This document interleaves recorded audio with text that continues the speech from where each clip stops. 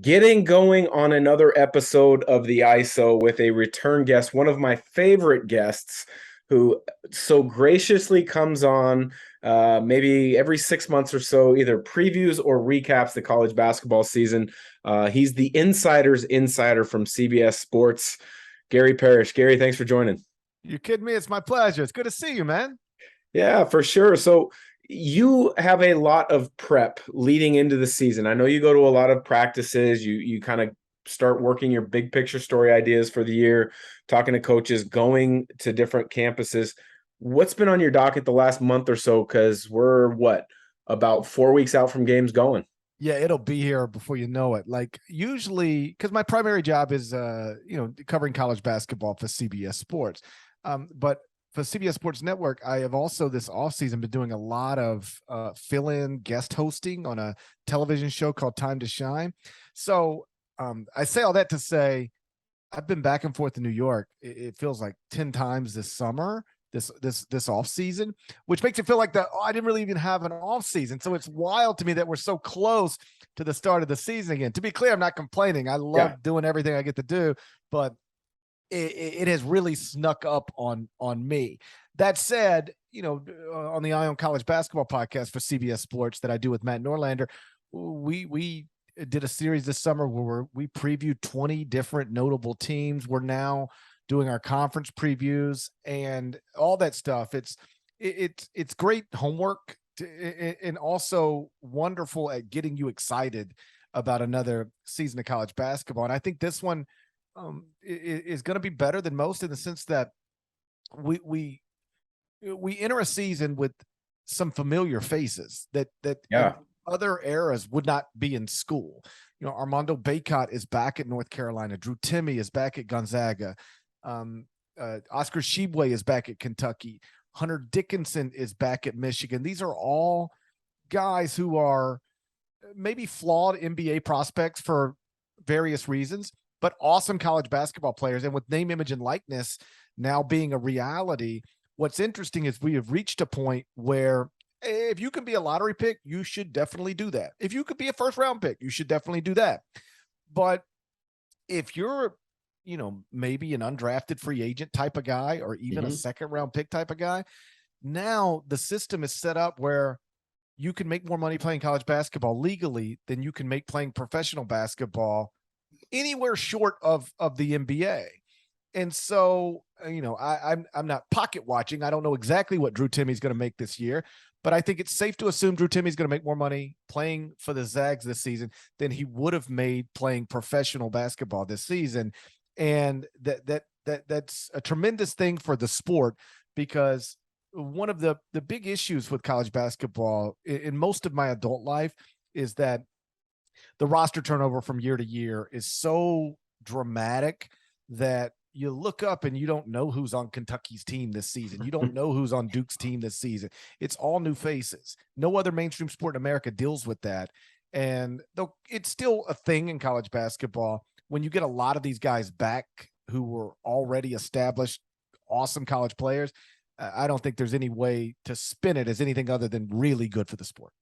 Yeah, I would agree with you. And it's funny you mentioned four bigs, basically right. Fours or fives as being the face of college basketball this year. It's funny, I just reconnected with a couple guys from my era. My senior year, 4 All-Americans, there was 4 basic guards and 1 big, and Drew Gooden. Right. This year you could see 4 post players and maybe 1 guard sneak into that. Sure. There's an evolution of the game that constantly happens. Why do you think it's 4 bigs right now? Is it because you think they were flawed for the professional game, or do you think it's because they're so skilled they can stand out at the college game? What's interesting is I think it is a direct byproduct of things that happen at the NBA level that really have nothing to do with college basketball. In the NBA, you can still be a traditional big and make a living in that league, but you are not a desirable prospect. Now in that league, you as a 5 need to be able to guard in space. They like you to be able to rim protect, and they like you to be able to shoot threes. Those are the 3 most important things. Can you guard in space? Because if not, and I'm not telling you anything you don't know, but like they're just gonna put you in ball screens every Yeah. possession. So you get played off the court. Like the Grizzlies had a series against the Timberwolves where their starting center, Steven Adams, who's a traditional big, was rendered useless. Like he could not play in the series. They benched him. I mean, literally, I don't mean they reduced his role. I mean, he just, after game one, he didn't play anymore. Mm-hmm. And that's the way the NBA works now. So what has happened is we get these awesome post players in college basketball where these things are important, but they're not as important. You don't have to be able to shoot threes as a 5 in college basketball to be awesome, or to guard in space to be awesome. College basketball players, even at the highest level, college basketball teams rather at the highest, they're not skilled enough to punish you in the ways that NBA teams can just punish you. And I mean, not to get too far off track, but I remember talking to Bob Huggins about this many years ago when he started. Yeah. Yeah. And when Huggs started pressing at West Virginia, I said, why did, I was just really interested. Like, why did you start doing this? What makes it work? And why does it not work in the NBA? And again, this is basic stuff for somebody who played in that league like you, but he said in college basketball, almost no team has 5 players on the court at the same time who can dribble, pass, and shoot. So you find you find the guy that they don't want to have the ball, and you press in a way that forces him to throw it to him, and then you take it from him, and you just can't do that in the NBA. Similarly, in college, they're not going to punish you the way NBA teams will punish you. But if you got a Hunter Dickinson or a Drew Timme or a Trace Jackson Davis or a Oscar Tshiebwe or a Armando Bacot, those guys, I think some of them will play in the NBA, but none of them are great NBA prospects. So they're incredibly valuable college basketball players. And I mean that like in a literal sense, like they're really valuable, worth a lot of money, and less valuable NBA prospects. So they get pushed back to school. Whereas great guards are still great guards. You know, there's a place for great guards in the NBA. Great wings, athletic wings, there's still a place for you as an NBA prospect. But traditional bigs, you can get there. But I mean, I've had some NBA front office people tell me they wouldn't even take a traditional big, no matter how awesome he is, in the top 15 of any draft period, and would be hesitant to take any center in the top 10 period, with few exceptions like Chet Holmgren and Victor Wembanyama being again exceptions to that rule. So when you're an awesome traditional college big, there's just no great place for you to go right now. Yeah. But there's a lot of great monetary reasons for you to stay. And that's how you get these preseason All-American teams looking the way they do, really leaning into the awesome bigs, because these days, if you're an awesome guard, unless you're undersized, you're probably in the NBA. If you're an awesome wing, you're probably in the NBA. But an awesome big, you might just stay in college. And I think the NIL is, like you mentioned, is a big part of that. What's the most creative or eye-catching NIL deal that you've seen?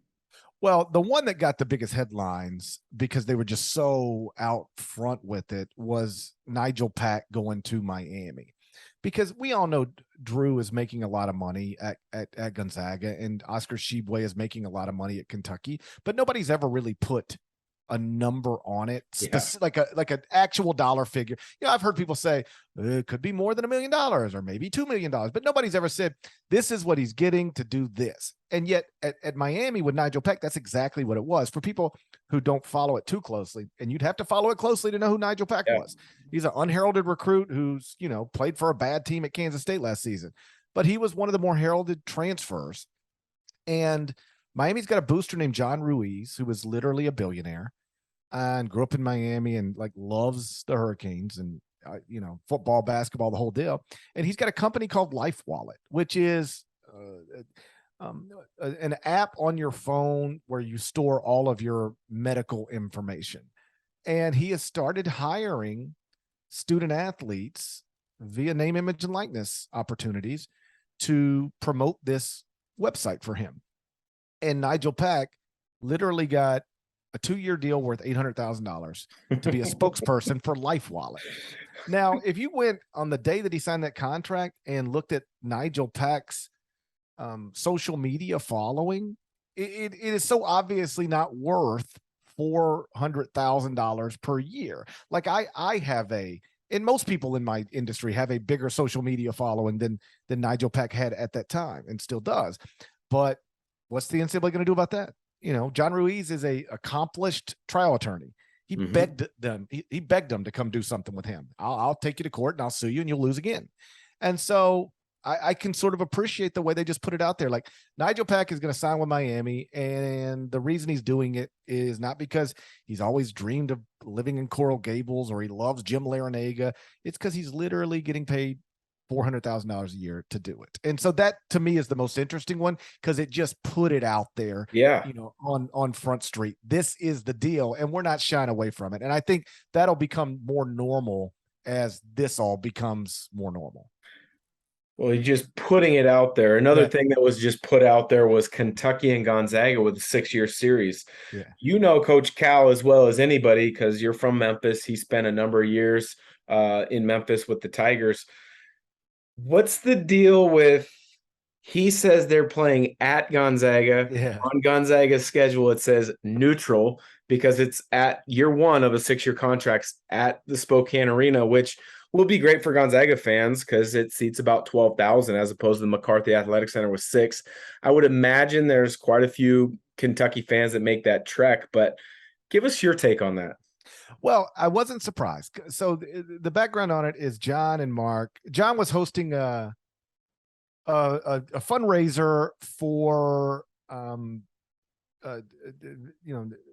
natural disaster that happened in the state of Kentucky. And he brought a lot of college basketball coaches on to sort of help with it. And he brought Mark on, and Mark was great. He complimented the Kentucky players on the role they were playing to raise this money and how they were using their celebrity for good. But it was all leading towards something. You could tell that there was something pre-planned. And ultimately they sort of acted like they were just talking off the cuff, like, hey, well, maybe we should do this, but it was obviously all planned. And I noticed, and you wouldn't notice this unless you know John Calipari. But given that I was his beat writer for 4 years, I've known him for 20. I know the way he speaks. I know how intentional he is with his words. And I knew the way that he said what he said, I knew what it meant. I was the first person, as far as I know, to pick up on this. So Mark was like, it'd be an honor to bring my team to Rupp Arena. And John was like, and then we'll come to Spokane. But he never said we'll come to McCarthy. And he never said we'll come to the Kennel. He said, we're going to play in Spokane. And that night, I know the next morning I wrote a column that said, I'll be surprised if we don't find out he is not going to the Kennel. Because, and this is a bit of a funny story, when he was the coach at Memphis and he and Mark were looking for a similar thing. Like they're overwhelming their leagues and they want to test each other like in January or February. Yeah. And sometimes they played in November, December, but like they got to a point where they wanted to play each other out of conference in the conference part of the schedule. And Mark obviously was willing to come to FedEx Forum. There's nowhere else Memphis plays. But John made the argument, and this was always hilarious, but perfect Calipari. He said, okay, yeah, you guys come to FedEx Forum and then we'll play you in downtown Spokane. And Mark was like, no, come to the Kennel. And he was like, well, no, I'm not asking you to play me on my campus. So why would I play you on your campus? And Mark was like, but you don't have an on-campus arena. What are you talking about?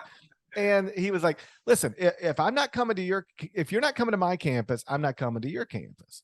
And Few was like half laughing, but half like blown away. He's actually arguing this as if it's the same thing. And he's like, John, your home arena is in downtown Memphis. My home arena is not in downtown Spokane. He's like, I'll come to downtown Spokane. You come to downtown Memphis. That seems fair. And you know how Few he is. Like, he's just trying to get to fly fishing. He's not going to sit here and argue with you all day on the phone. So he's like, whatever. Okay, fine. Fine. But he never, Memphis and Gonzaga played, I think, 6 times. Mm-hmm. Sometimes with John Calipari, then Josh Pastner came in, but the Tigers never went to the Kennel. So I wrote this column because I picked up on it, and sure enough, it was right. John had refused to go to the Kennel.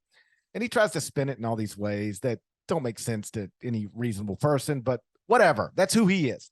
And so it was nice to hear that when they extended it to 6 years, in that last year, Kentucky will play at the Kennel. And I think that is a direct result of the backlash that John got for not taking the Wildcats there this season. Now, some have made the point that by the time you get to year 6 of this deal, John Calipari won't be coaching Kentucky anymore. Okay. And that's possibly true, but Kentucky will play at the Kennel in the final year of this contract. And that's a good thing, because you know this better than I. That's just a great home environment. And yes, college basketball is so much better in true road home atmospheres.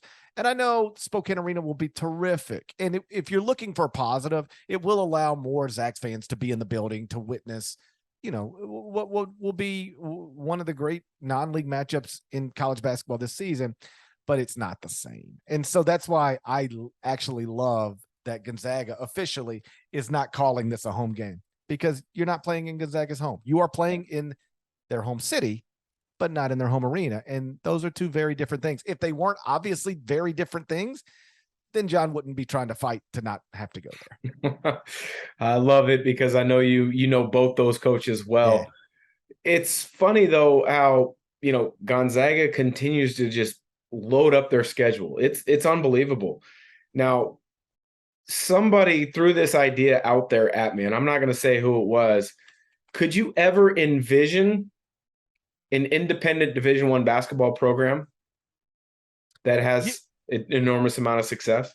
Yeah, I mean, like if Notre Dame can do it in football, then I don't understand why a big brand like Gonzaga couldn't do it in basketball if it wanted to. I don't know that it would want to, because not that they ever need it, but you give up a right to an automatic bid to the NCAA tournament.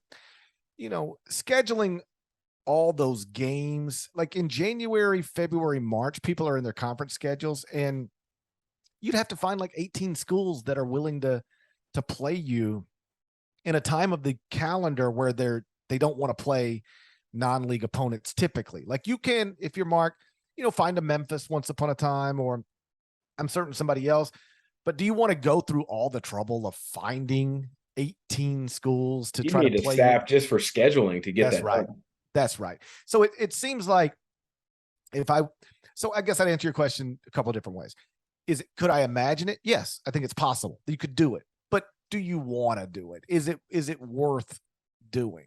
Because I know we take it for granted, given where that program is at, that, West Coast Conference titles are just almost a birthright. They seem at this point, and West Coast Conference tournaments, all that stuff. But like those still should be celebrated. Like, yes, I hope Gonzaga fans never take for granted what has been built there. You were an early, awesome part of that. This thing has become a monster, but it's become a monster in a relatively short amount of time. I was in college at Memphis, and I'm sure we've talked about this before, when Gonzaga came in to play the Tigers at the Pyramid, and literally had never really heard of even a place called Gonzaga. Like didn't really even know that was a thing. Richie Fromm, I think, had 37 points that night. It was the Richie Fromm thing. And now that was the year where I think the Zags end up going to the Elite Eight, right? Or sweet, like they went, that was like the beginning of it, but this was but this was like November of it at the very beginning.